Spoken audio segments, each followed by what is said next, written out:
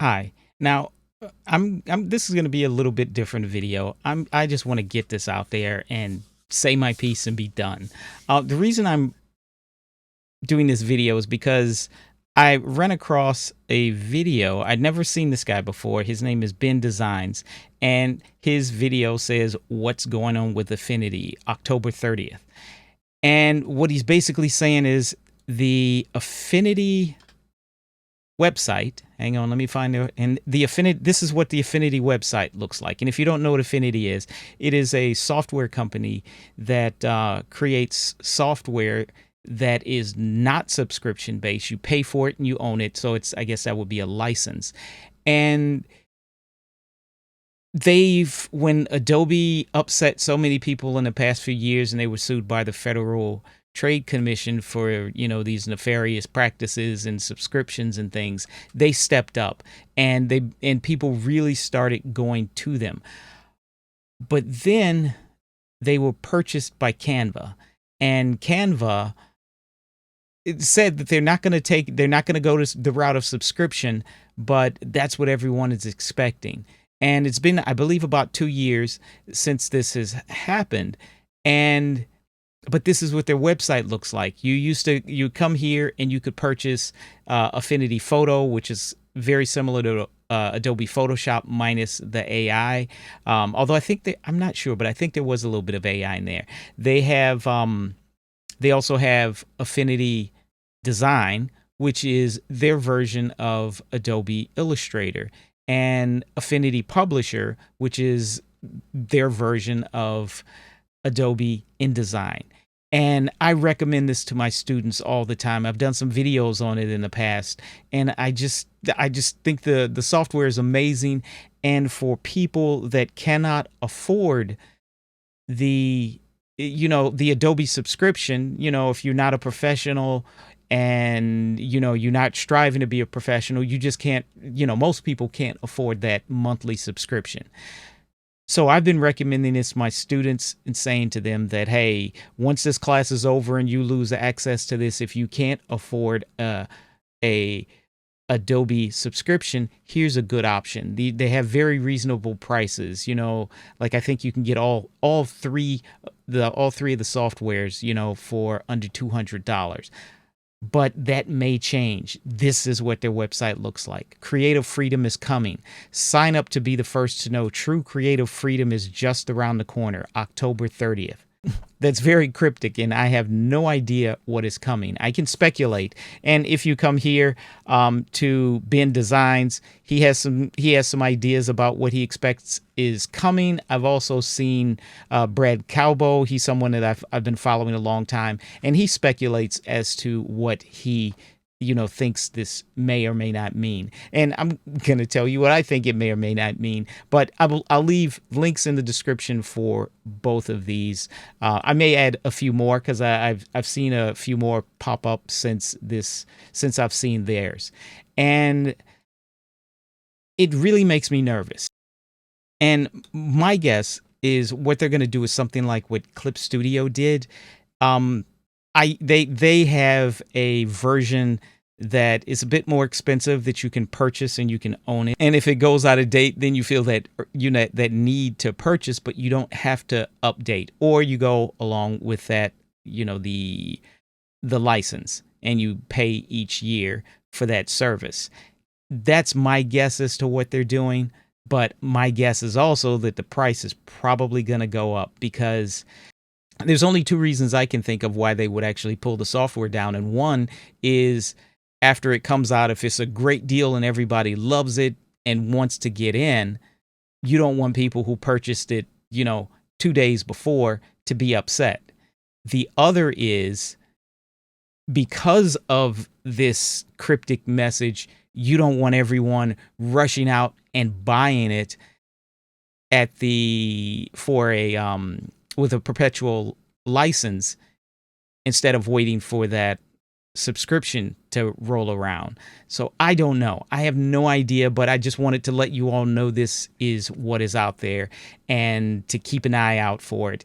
And who knows, maybe I will still recommend it. Maybe I won't. I don't know. But that also, got me thinking. And I'm having one of those old men yelling at the clouds moments right now.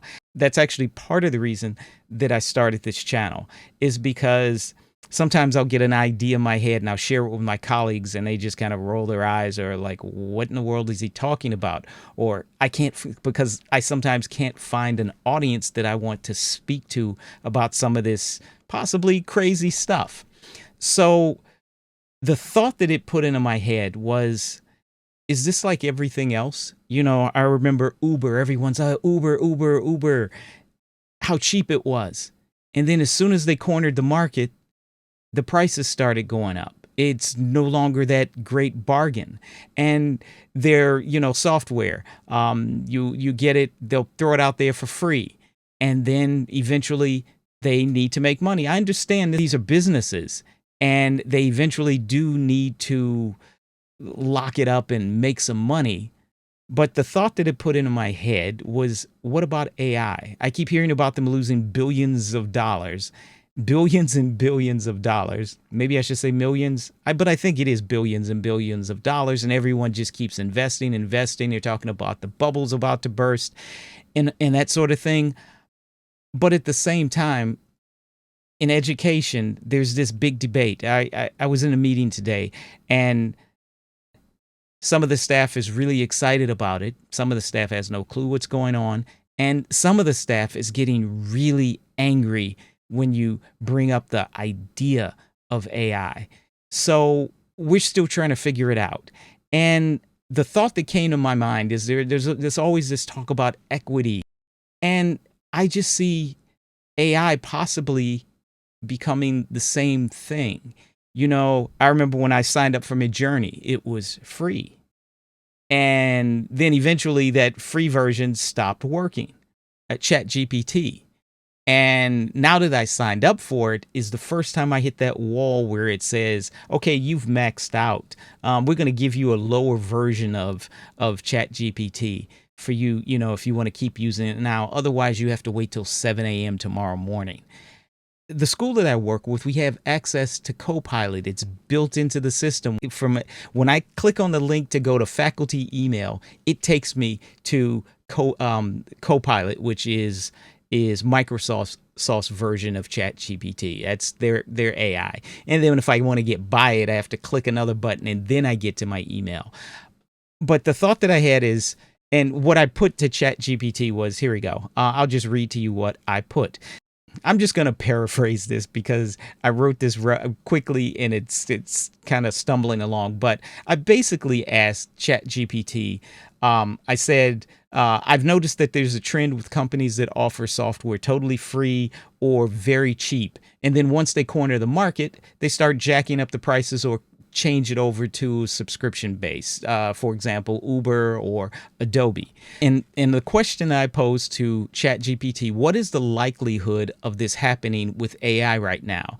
It is often free, and even if you need to pay for it, it is still affordable.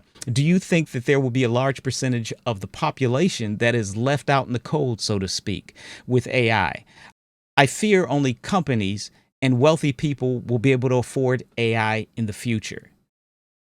Copilot says, and I'll just skip over the pleasantries because and I'm using Copilot because that's what I get for free at.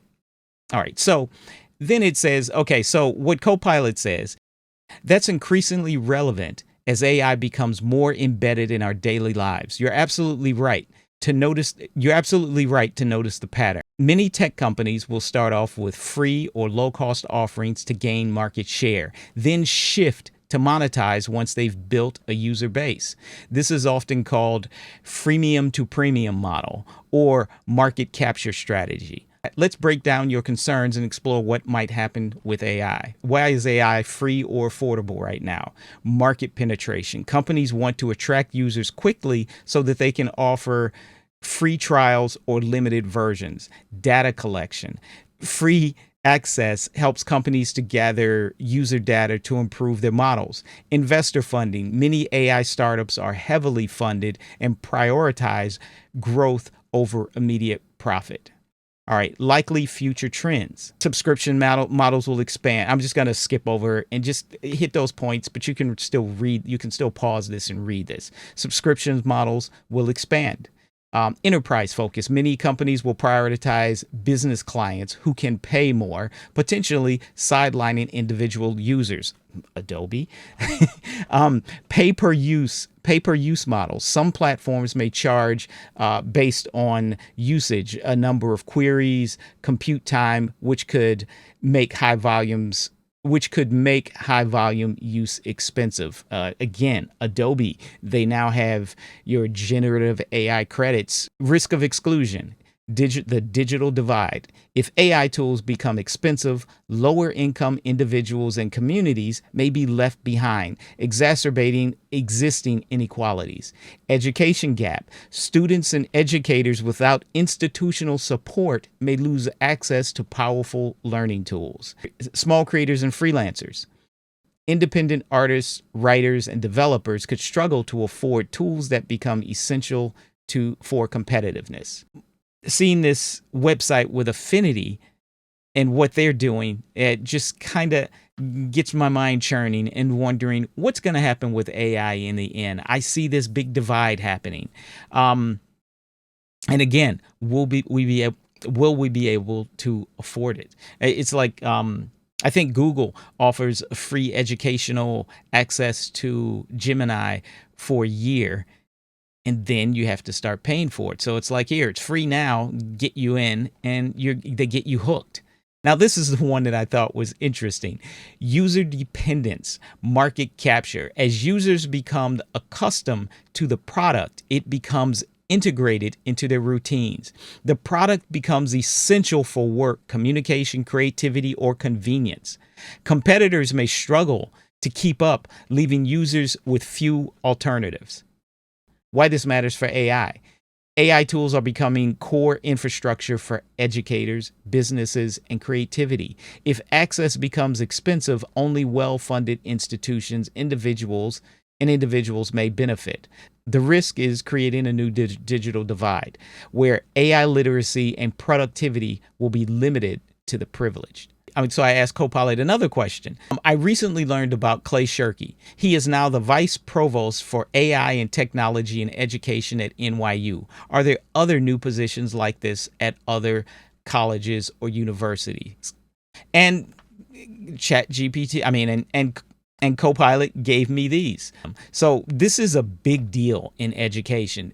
People aren't just sitting back and waiting for it to happen. I was speaking with a student recently who attended a design conference, and they were showing him how they use AI in everyday work. So it's coming, and it's scary. And I'm just curious how you all feel about this. And again, this whole conversation started out with, what's going on with Affinity on October 30th, as the prices go up.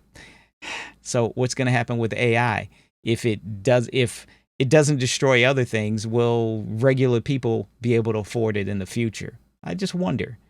I know I'm just an old man yelling at the sky, but I'm just curious if anyone else is thinking the same thing.